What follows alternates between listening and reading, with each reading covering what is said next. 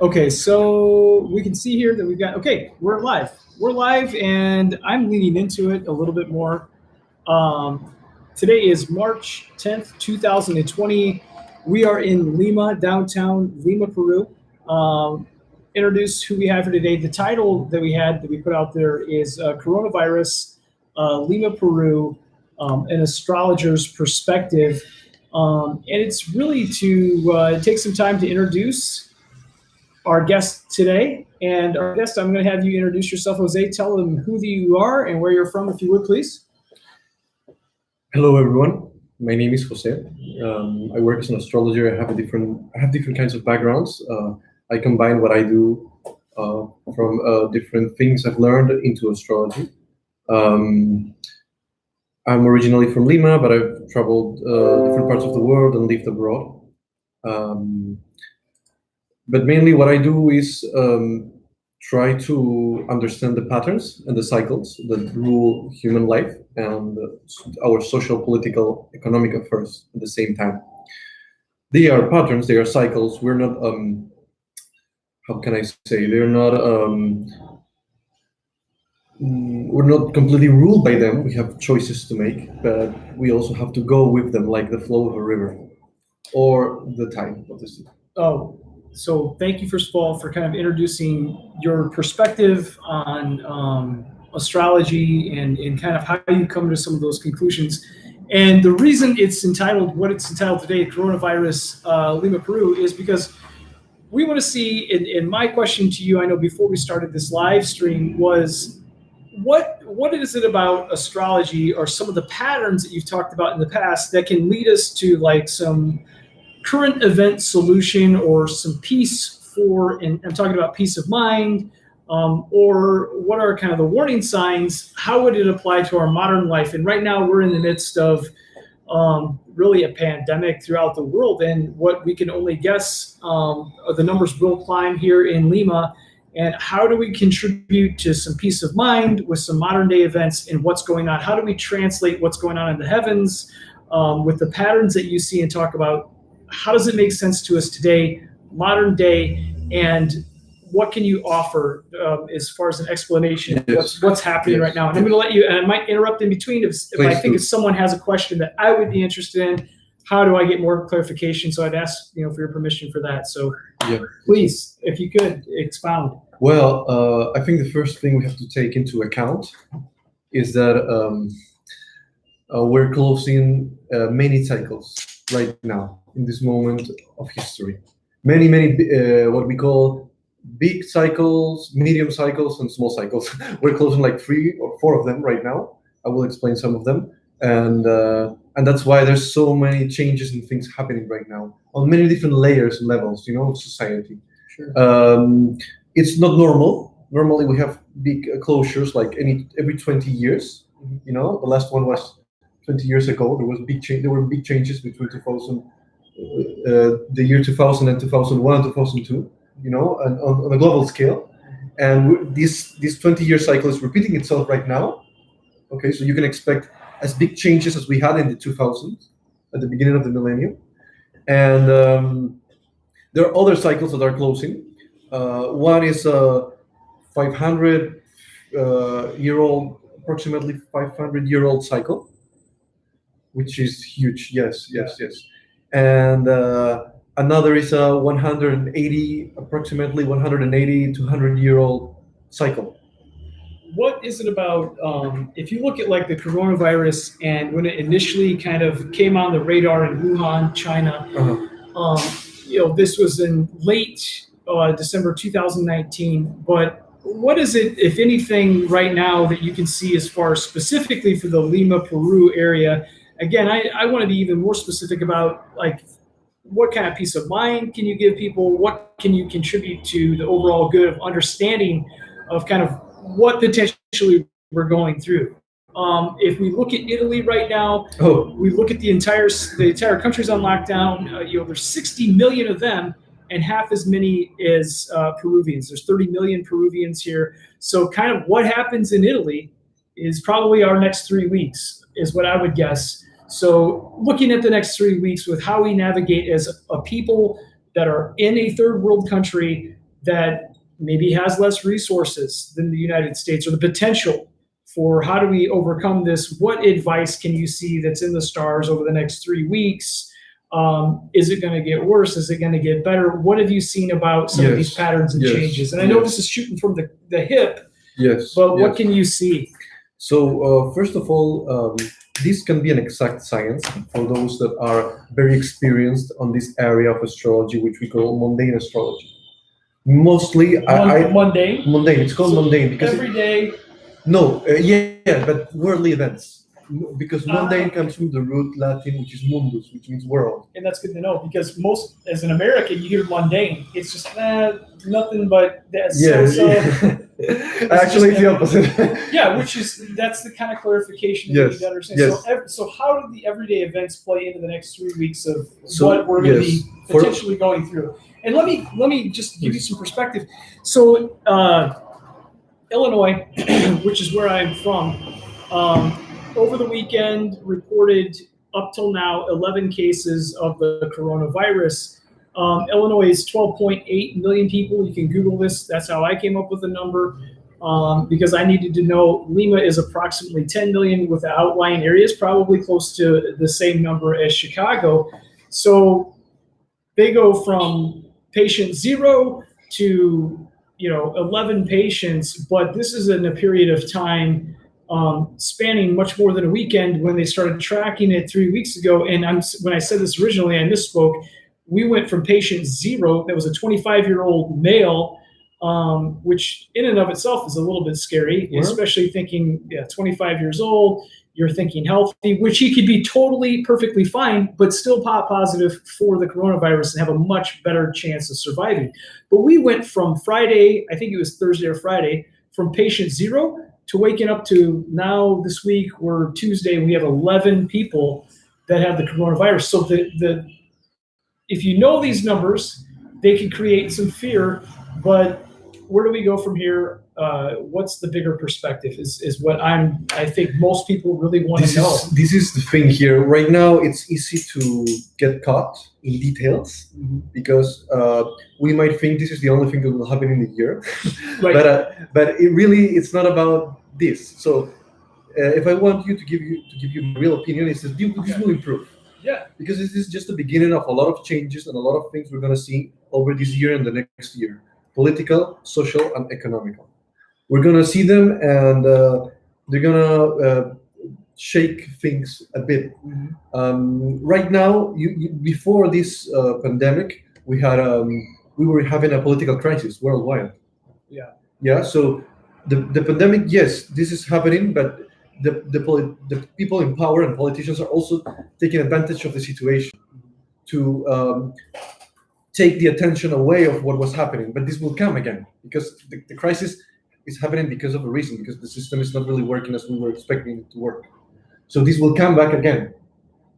So we can expect on this year a lot of changes, a lot of things will happen, especially at the end of the year. So this is just the beginning of many, many things. That's what makes me think this will improve. Okay, this will not be something as serious as everyone's worst nightmare. Right. Okay. But it's really happening. And I mean, I think that's what most people want. They want to believe that it's politicians taking advantage of a situation because they're good at it. And admittedly, like you don't have an audience unless people need you.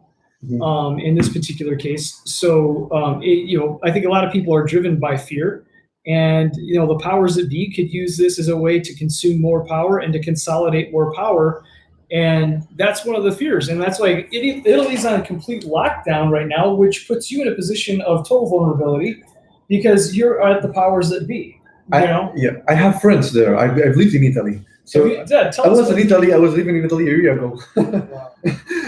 Have you talked to them since? Yes, I've talked to a couple of them yesterday. Right now on lockdown. So tell us what I'm curious what What's happening right now is that, we all know, we've all heard jokes about Italian bureaucracy and government. So they're like That's everybody. 80% real. I've lived there. Yeah, okay. It's funny. Like it's not comparable to a third world country. They're way more organized, of course. Right. Okay, but they do things like halfways. They like take on measures, but they don't enforce them the way probably they should. Right. So, for example, everyone's on lockdown. If you live in a city, you cannot go out of the city, but you can go out to work on the city. But if you live on like a town a bit far away, okay, you cannot go out of the same district of the town, but you can go into the city if you work there. Yeah, this is what kind of the things that the Italian government does. So it's still going to infect people. Unless It's a bit of it's superficial it's a measures, shutdown, yes. but it's superficial. It's Yes, not exactly, like exactly, okay, exactly. all right. Because like I got the feeling watching videos in Wuhan, China, when the drones were out hovering over Uh-huh. people, and the drones were yelling at people like, "Hold on, I thought." Like, and I mean, and it was saying like, "Return Wow. to your house. No. You're not wearing a mask. You know, put a mask on. Do not pass go. Do not collect $200." I mean, I don't get the feeling China does anything half-ass. Like, they built a giant structure that you could only see from outer space, and it Yes. wasn't to keep others out. It was to keep them isolated. And like, you know, I mean, This is a very important point because when we see mundane astrology, which are the events that will affect a nation, we see them by nation. The method and the technique which we use, which is a technique, it's repeatable. Everyone can that knows a bit of astrology can use it, and we'll see the same patterns. Okay. Is based on each nation because each nation is going to react differently. Because each nation has different culture, different setup, even genetic makeup. Yeah. So what you're saying is one of the differences why it's important to see it not as something worldwide that is happening worldwide, but will have different effects depending on the region and the country. And that makes sense to me because, like, when you think of the Earth as, you know, not a perfect sphere, but as a globe, in North America, my view of the sky is completely different. And if these were the, you know, at some point, I mean, they were considered, you know, this is why we have these different, you know, they're named after the different perspective of the sky that I could see versus South America has 60% more of the Milky Way can be seen from here because it's the perspective of where we're at on the globe. And so I'm guessing the same way when astrology was not just a local phenomenon. I mean, if you could live long enough and travel enough too, you could have a different perspective. And I think that that's kind of a beautiful way to think about your perspective as well. But their legends and the things that were driven by whatever in China, they had astrology there, but it was in the Middle East and I mean the Far East, and there's different places where the vision of the view of the sky was different. So the read was different. But for example, they were always using it for economic and political purposes. Yeah. The Arabs had a mathematical formula called the part of lentils to calculate the flow of the prices of the lentils on the market using astrology. Interesting. It's funny. It's funny. It governed their, but I mean, but it worked for them. Yeah. They know how to use it. So coming back to the point, you asked me about Peru. This is what I want to touch. This is good. No, yeah. This is good. So, well, I'm not an expert on medical advice, on biology. No, I'm not asking for that. No one's an expert. But what happens is that, and this is something I can tell you from experience, and I do validate a lot. I give a lot of value to experience, to personal experience, and to personal opinion that has personal experience behind it, not just opinion.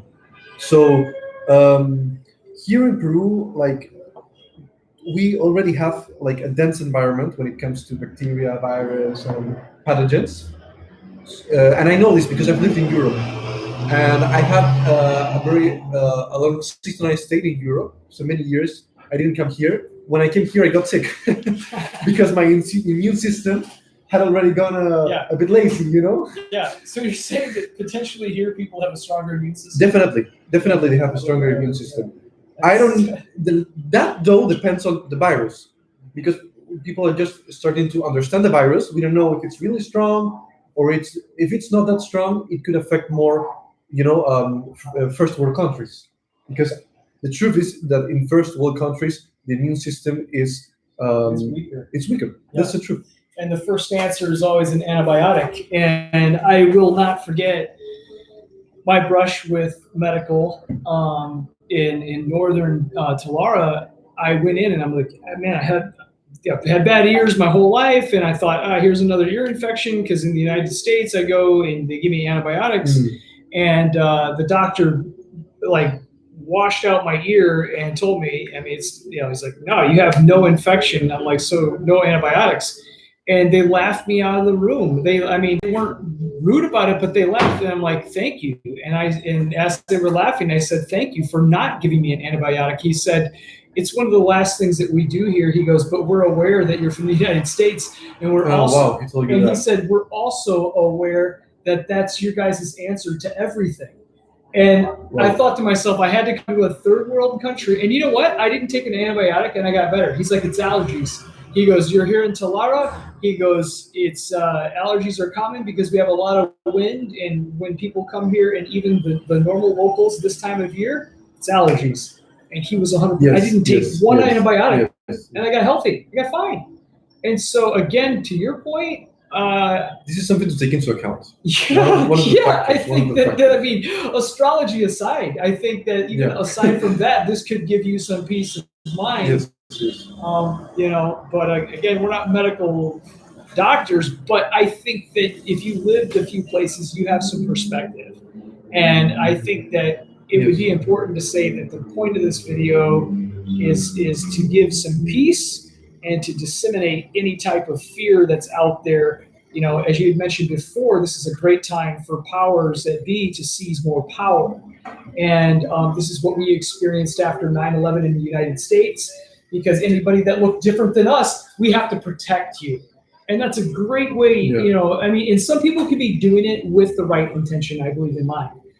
But far too often, absolute power absolutely corrupts. Well, we have a saying also in Spanish. I don't know if you have it in English. We say, the way to Rome is paved with good intentions. Yeah, the road, and we replaced the road to hell. Okay. The road to hell is paved with good intentions. Rome and hell. It's funny. Rome and hell is that before, which in and of itself is a bad connotation. If you just even look at why we say all good, it's hell. So yes, the first thing I think we should take into account is making decisions on a sane mind, not on the fear. Yeah. Okay. Yeah. Thinking things through, contacting the right people, getting the right information. Because this is mostly spreading through fear. Because of course there are research and there are medical experts behind this, but they're just researching the virus and understanding what's really happening. And you said something that this is very early, and it's true. You find different cases, but it's early. It's early because the symptoms are very similar to the normal flu. They're very similar. Right.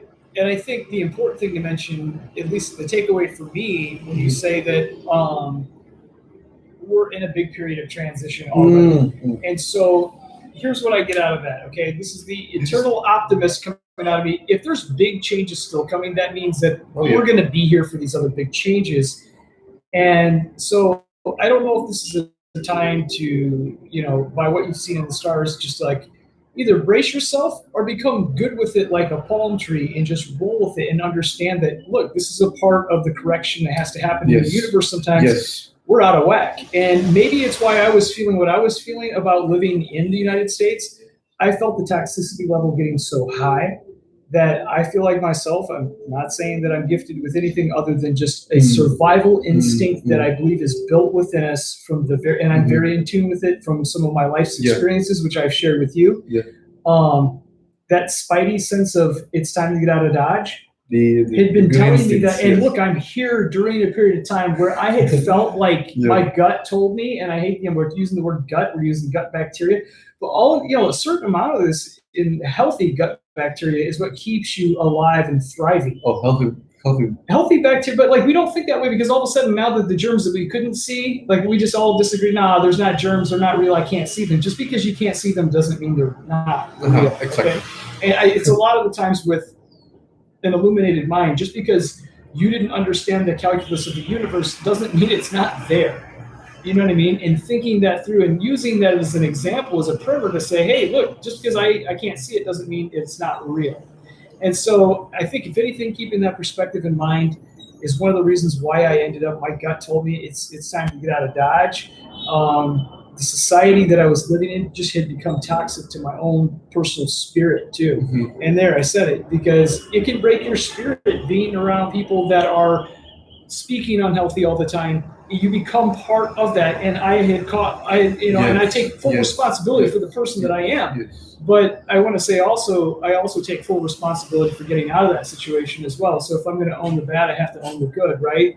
And I can say that, like, if your spirit is vibrating at such a low level, that you're going to be more susceptible to when a pathogen that comes along that is not your friend attacks your body.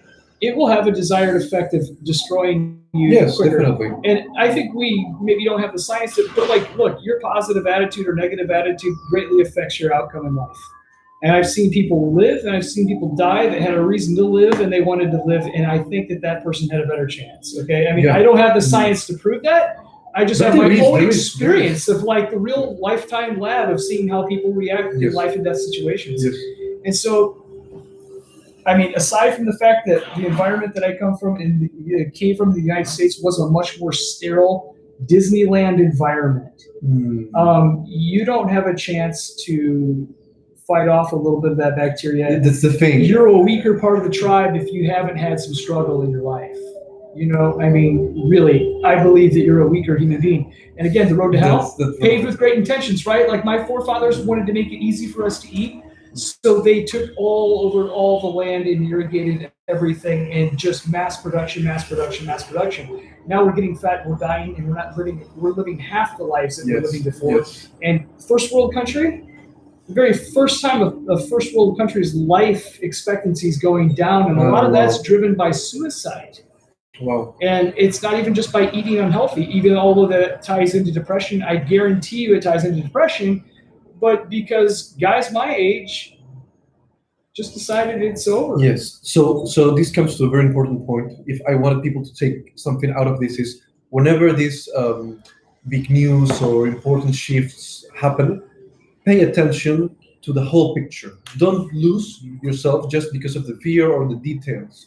Go and see what's really happening on the big picture. This is really important, because this is exactly what we lose when we go into this fear mode, or we go into just going on an automatic, pilot, if you call it like that. So what's really happening? There are many big changes happening. This is just the beginning of many. We've already been living them the last year, with the political landscape all over the world changing, and having an inside crisis. Countries were having inside crisis mainly all over the world. So that was the beginning, and now big changes are coming. This is foreshadowing. Is that the right word? Foreshadowing? Yeah. Some of these changes, we in astrology would use big planets like Saturn, like Pluto, like Uranus and Neptune, because they have big orbits around the sun to mark economic, political, and social changes.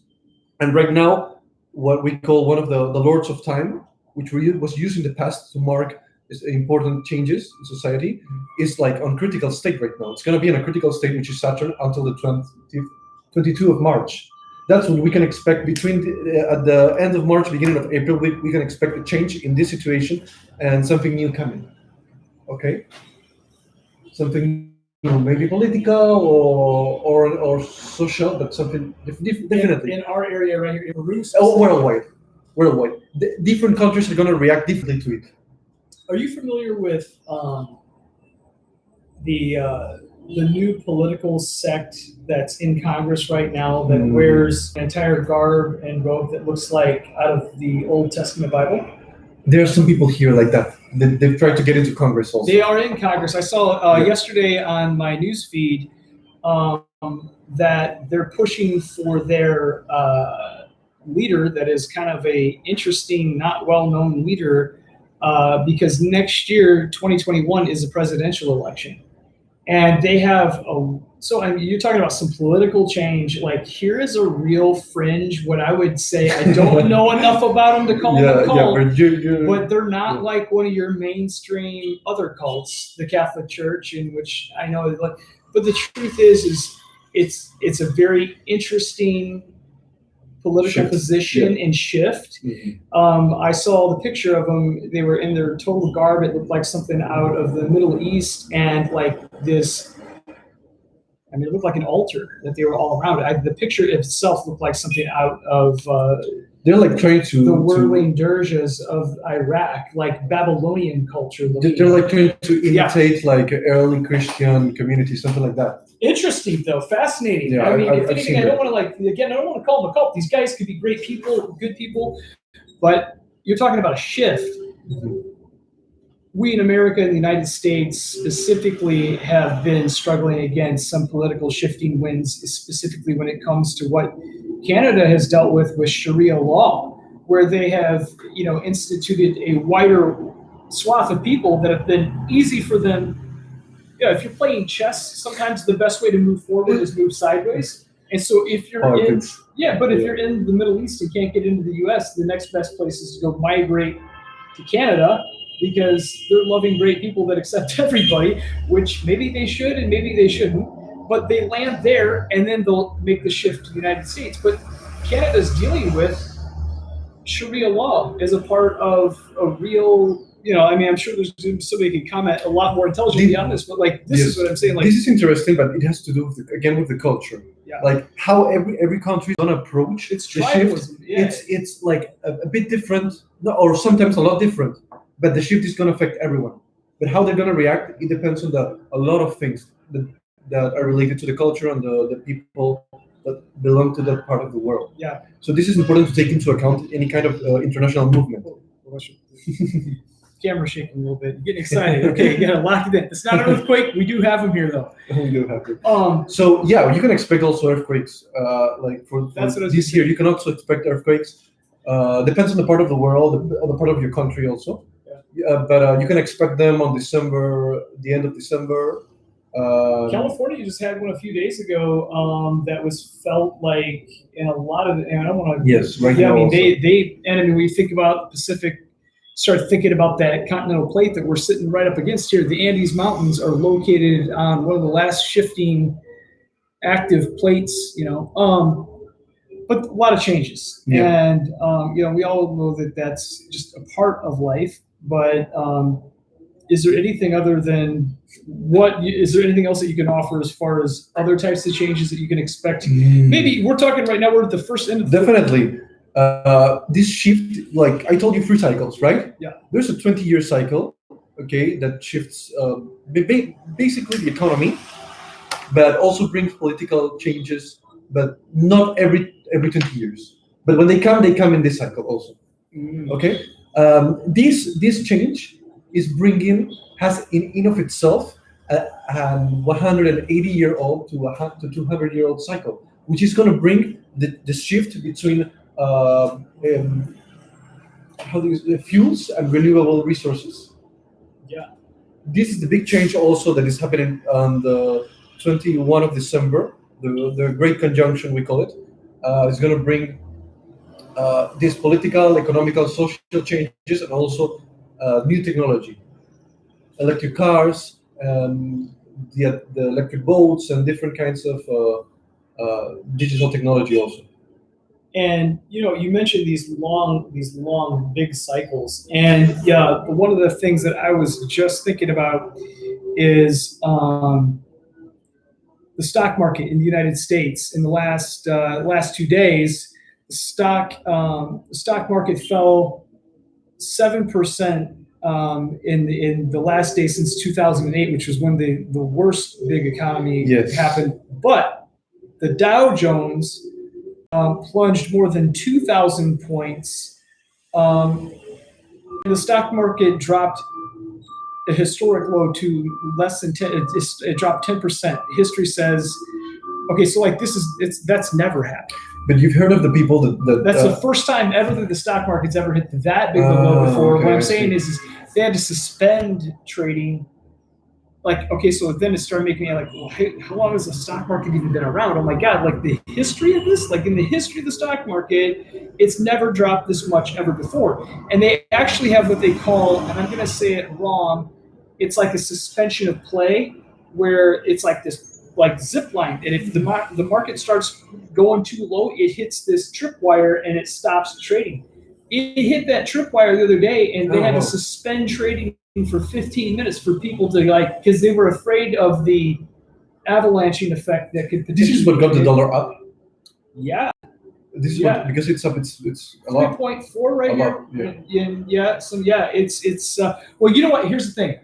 I don't say yes to that. I do Oh, know you're not this sure. that was Maybe. adjusted like probably 3 weeks ago. I don't know how it's going to be affected by this because within like 15 minutes, it was like $7 trillion in money was just not there.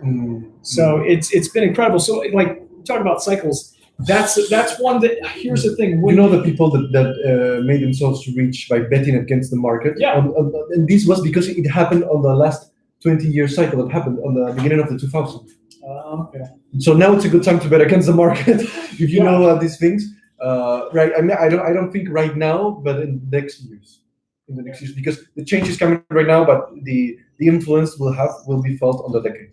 And that's kind of what I'm wondering. Like, if the United States had this backstop that happened, typically, like if the U.S. catches a cold, the rest of the world catches the flu. And so you wonder kind of literally what's happening with the slowdown in production in China, because all these people literally are at home or being chased by drones. And China's kind of the country that I get the feeling that like you want to do what they say or you're going to end up in a gulag, like eating grass, or they're going to have you in a hole. Okay. Like it's either authoritarian. Yeah. Like we don't really care about your feelings. It's about the greater good of the people, and I get it. That's the worldview and perspective. we want to build cages for people and make them all feel safe. But like, it's just a difference in culture. But the point of the matter is like these people being home as many days as they've been home. I don't see them breaking the rules like an Italian or like, like, oh, I don't live in the city, but I work in the city, so I'm still going to go. No, the Chinese person is not going down to the corner street for a chicken foot. You know what I'm saying? Or whatever they're eating at, it ain't happening. But in this case, so like you wonder, all of this production slowdown, now all of this loss in dollars, in trillions of dollars of loss in confidence in the market, how does it correct itself? Because if it hits America first, it's like why you should give a shit about your other countries and the problems that they have. When America on 9/11 got hit, it wasn't just New York and it wasn't just a couple of buildings. It was the World Trade Center. And that was a real like subculture climate of the entire world on a needle. And it was people that were from France. It was people that were from Germany. It was people from Saudi Arabia. It wasn't just an attack on Americans. And that's why we need to care about these things, because how does this effect reverberate back to us? I did some research, and because we're heavy in mineralogy here in Peru, because of all these Chinese people that are home and not producing. We have a lot of trade with them, our the copper price of Peru has hit a point where a month ago they were already deciding to not ship to China. It's really low. Really low. Yeah, so they're hoarding the ore until this whole thing straightens out. And so the markets are going to be off with that, I would have to guess. And my worry is that how much of this ore do they have to store up until, and I like the fact that China is supposedly turning around. We'll know when the orders start to flow out of copper, because it's your base for everything that we have in electronics. Well, if you can give something to the Chinese, they can be very organized. They can be very organized. Yeah, and so, but the other thing is that all of this time off, if they can get straightened out and they get production back, it can be a really, really, really good thing. In my perspective, this entire pandemic makes me feel good about one thing about this entire thing, okay? And this is what it is.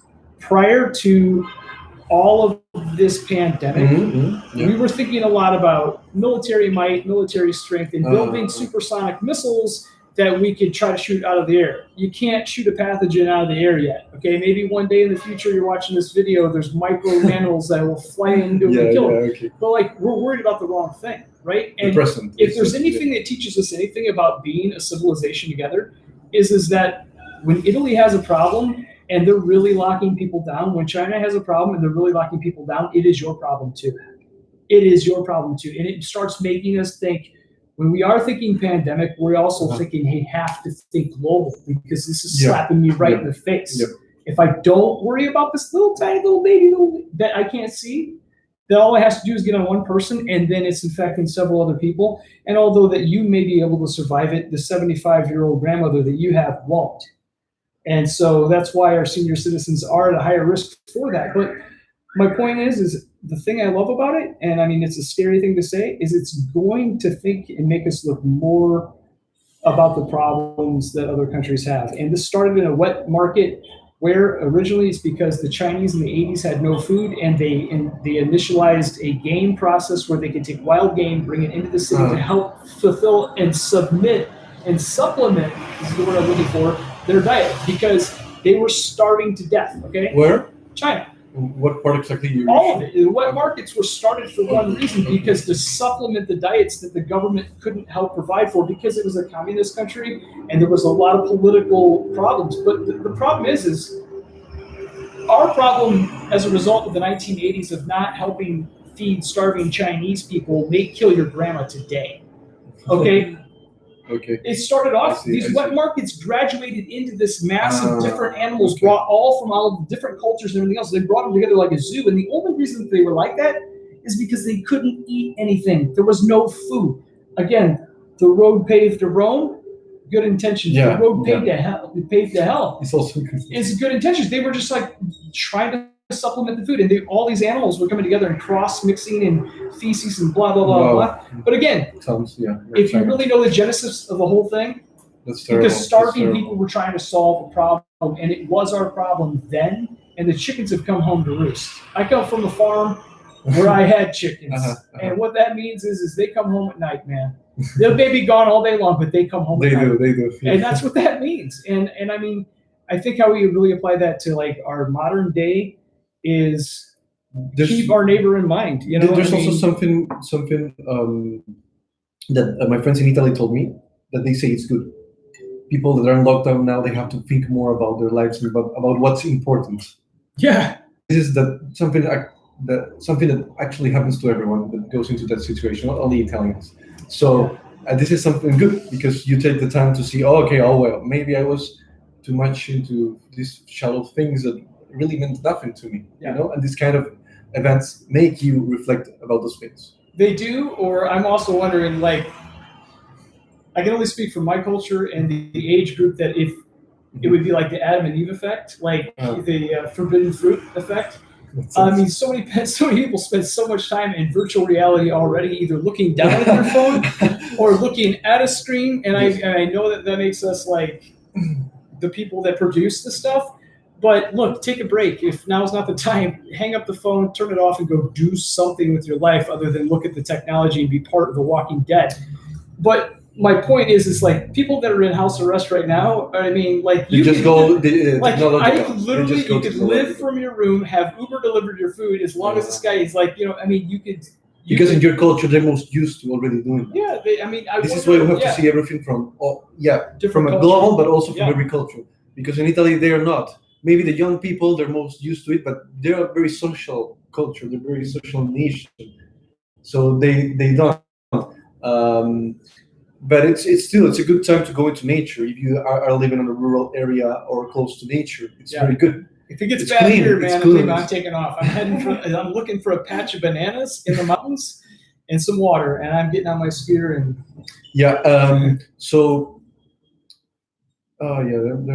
It's very interesting. There are many things, but what I think that I can tell you on the next big changes will not block something that you will still find growing constantly for the next years are the trends with technology, internet, working inside your home, and that's basically you can invest in those things, and you're just never gonna.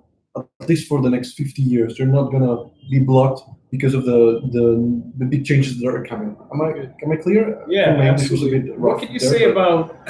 I know you're somebody that really values, a good clean diet too, and I think that one of the things that obviously staying healthy, but also are there things that help give you better clarity that you use? And can you share some of those examples, whether it be, There are many things. yeah, maybe some simple food tips? Maybe that would be a great thing. I know that when I eat healthier, I mean, you came over and caught me eating pineapple. I feel great It's as you were saying great, that. great. But like, that's the kind of stuff I think that if you can do that mind, body, and spirit thing, right, and get all of those three things in a row, that's an untypical tripod Yes, too. yes. What share some ideas or thoughts, if you would, what you can do to kind of help balance that, maybe?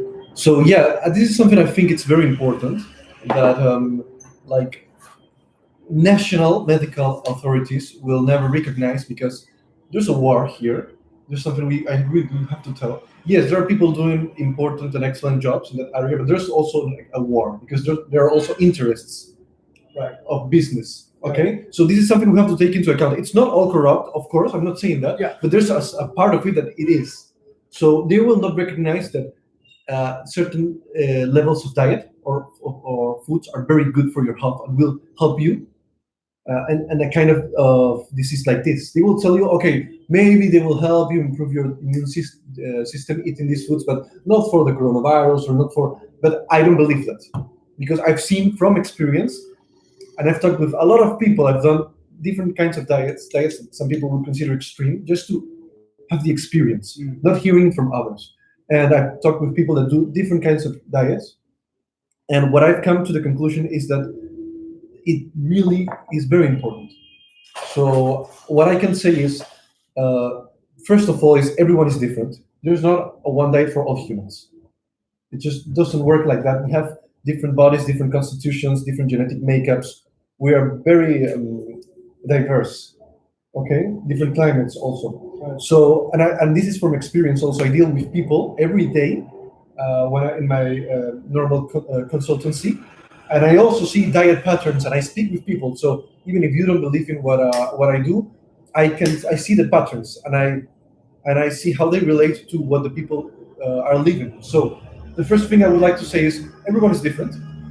Okay, you need to know your body, and you cannot know your body if you've been eating the same diet for the last 40 years. Okay, this is the first thing for everyone. The second thing is like limit yourself on starch. Okay, because what I've learned is when the body is weak, the immune system is strong. When the calories are low, the immune system is strong. Because what starch do is uh, what's the opposite of acceleration? They decelerate the metabolism because the starch is harder to digest. But there are some people that are very good at digesting starch, so this doesn't apply to them. They're not the majority. I can tell you. It's why I feel tired.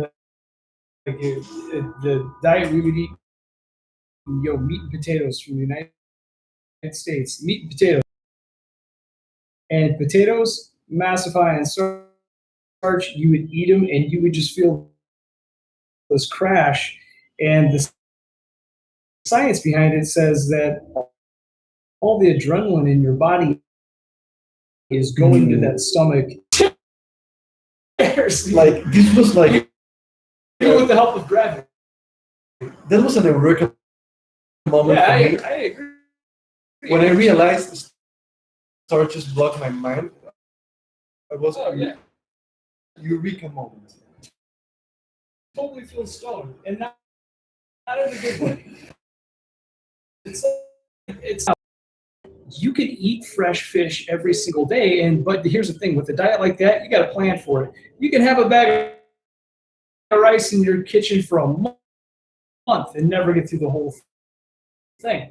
But when you're eating protein, it's fueling your body. It's like throwing a log on the fire. It burns quickly. It keeps your brain burning. It's like high efficiency octane fuel. Is what I look at. It's not so efficient. But so this is one thing, But if you couldn't chase the game and now you're a farm, these breads, it was just. I mean, look, Native Americans, man, were eating beef. Yeah. Like they were eating, but the difference is. But they were very good on the herbs also. Oh yeah. They ate seasons. Yep. Because like the thing with not everyone is best is good for eating meat. Some people are very good for eating meat. This is also comes to your own unique makeup, you know. But meat is also something that originally people ate according to the season. From the season,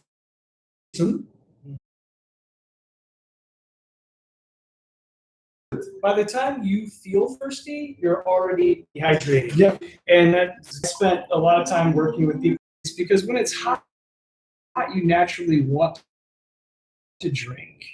But when we have these tepid, beautiful, people know that. And I mean, I don't think I'd be watching it, but when we're living in an environment, you look at the outlying parameters in which you can control. And that blood-mind barrier is you're going to have quicker retention. If you think you're groggy sometimes and you're tired, it's because you don't have enough oxygen. You need to sit up, you need to sit right, and so you can maximize breathing. It's just why many of us that have kind of understood this, we just even throw out place with yoga, fine.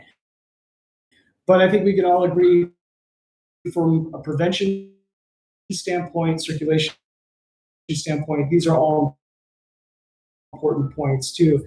And so how do we get good healthy cells of real things that have happened in and around my friends' lives?